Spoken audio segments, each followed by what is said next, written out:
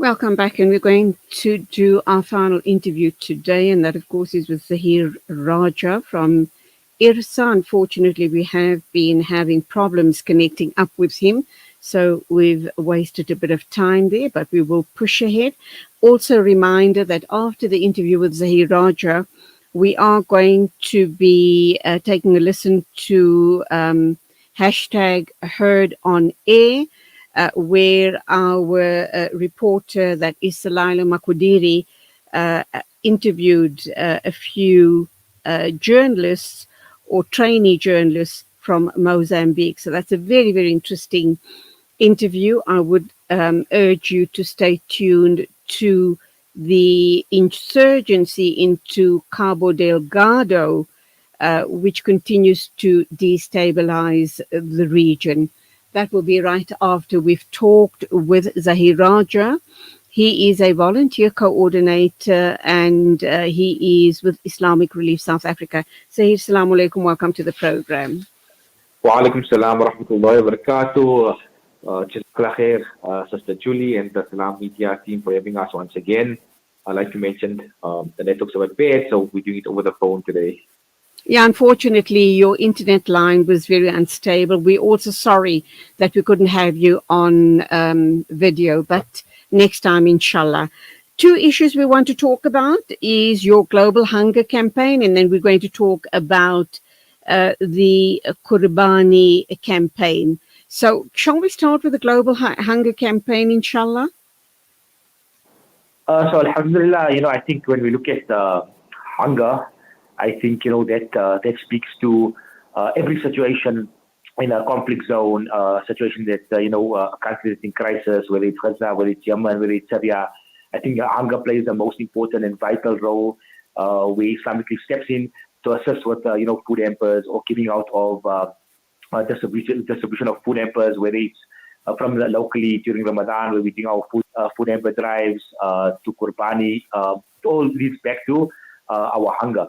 The hunger and the crisis that people going through globally when it comes to poverty, where people don't even see meat, or people don't even see, or families don't even see meat, or families don't even see a food pack, and some don't even go for food for over a couple of weeks, couple of days, sometimes months.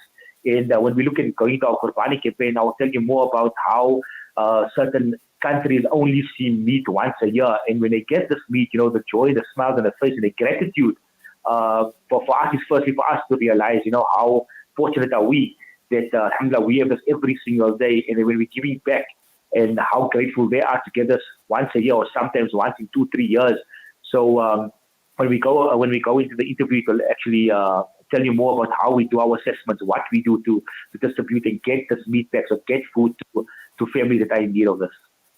When we look at the global hunger campaign, the focus really is on Somalia, who have been suffering from 4 failed rainy seasons, meaning that Islamic Relief South Africa are focusing deeply on that part of the continent. Yeah, so again, we are focused in countries like Somalia, Sudan, East Africa, and we're looking at again, when Islamic works, we do thorough assessments. We go out to see exactly what the need is, what food, what diet, what food can we give them. So there's a staple diet. So in every single country, there's a staple diet. What is that country? What is it that they need? What is it that they are used to eating? And what can we give them? Sometimes we might go and we say, okay, you know what, we want to give them a certain type of meal, but they can't eat it because it's not good for their body. So what are they used to? So after a thorough assessment is done, after we've done all our research, we've identified the most vulnerable families, most vulnerable people, disadvantaged, those with, those who are widows, etc. We then can assess and then make a decision of what is exactly needed, what type of nutrition is needed for these people, for these families, so that we can best assess to get them what is their staple diet in those countries. Okay, let's look at the Islamic Relief Qurbani program, the implementation, distribution of meat packs, and the impact it's had. Yeah, so alhamdulillah, Islamic team has been successful in implementing our Qurbani program over many, many, many years, alhamdulillah. And I want to say a special thank you to all our donors and supporters and our volunteers who have supported our Qurbani program.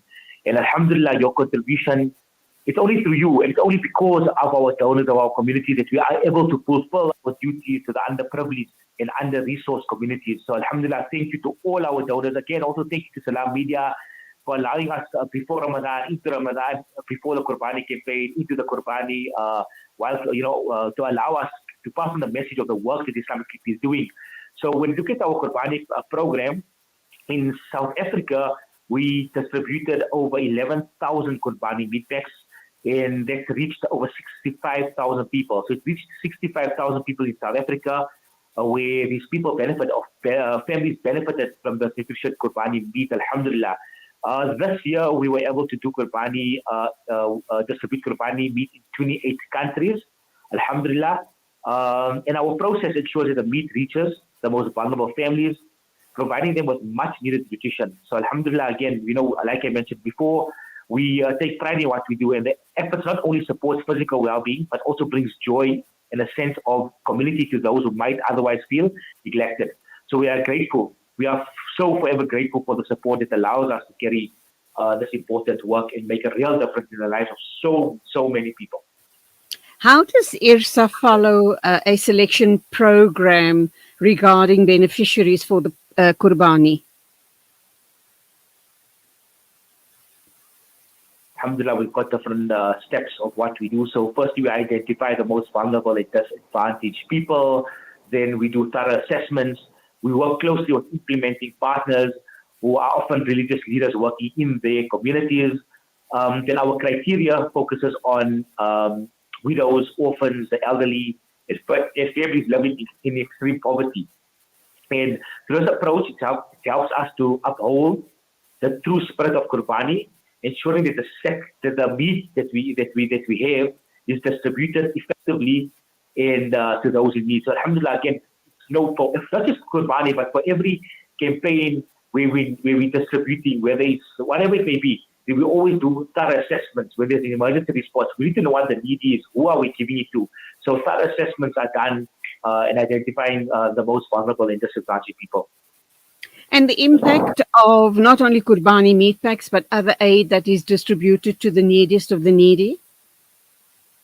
So the impact of distributing Qurbani meat packs on the lives of beneficiaries is very thoughtful. It means that we're giving nutritious food to families, to, like I mentioned, the elderly, the widowed, to orphans, whoever it is that is in need. When we look at countries like Afghanistan, Yemen, Kenya, we support families who only get to eat meat during this time of the year. Alhamdulillah, when you look at it, and when I go back to this, countries like Afghanistan, Yemen, Kenya, families only see meat once a year, and we see meat almost every single day. Alhamdulillah, we've got so much to be grateful for. And we don't only address immediate hunger, but also, that not only addresses the immediate hunger, but also brings immense joy and a sense of inclusion in the festive celebration. So Alhamdulillah, again, we go out, we try to see and put smiles on the faces of families during this time of the year, on the faces of the little kids. It's heartwarming to see their smiles and hear the words of thanks, And I think, again, we need to be more grateful for Allah SWT giving us this opportunity to be able to give this meat to families and to those who only see this once a year. So, again, a big thank you, Jazakallah, to every single one who supported our Qurbani campaign, Alhamdulillah. To wrap up then, with 2 minutes to go, what are the type of events being planned for Johannesburg? So we've got this weekend, we've got a documentary which is being screened. It's If I Must Die, Let It Bring Hope. It's a documentary that is edited by Yusuf Manju, who is from Cape Town. He looked at videos or clips coming in from over 1,000 journalists daily, and he has put a whole documentary together which will allow us to renew our intentions towards our brothers and sisters in Rajah, and to renew our commitment to the cause.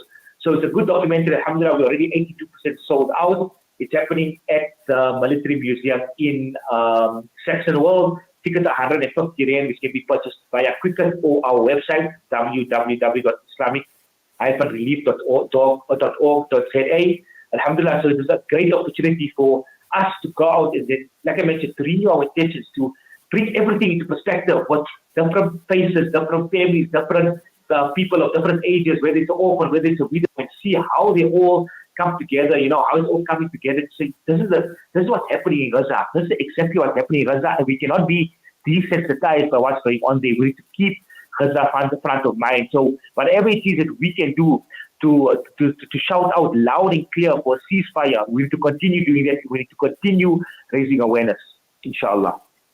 Zaheer Rajah, you are a volunteer coordinator at Islamic Relief South Africa. Always a pleasure talking with you. Keep up the good work, not only you, but everyone in the organization. Continue making a meaningful difference in the lives of the underprivileged. Keep warm. Till the next time, as always, assalamu alaikum to you. Assalamu alaikum wa rahmatullahi wa barakatuh. It is exactly 9:54, and we're now going to be wrapping up with a Heard on Air where we understand more than 700,000 people remain displaced as Mozambique's Cabo Delgado insurgency continues to destabilize the region. Professor Adriano Novunga, the director of the Center for Democracy and Development, will be giving us insight into this matter. Thank you indeed for your time on the show this morning.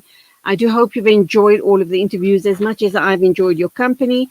Please continue listening into Salam Media, where we bring you stories that do matter, humanitarian stories, inshallah. I'll be back with you on Monday morning. Till then, remember, keep warm. It is freezing outside, so stay warm. Allah be with one and all, inshallah. A big shout out to our production team. That's you, Nasri Naidu and Abdul Salam. Assalamu alaikum and Khuda Hafiz from me, Julie Ali.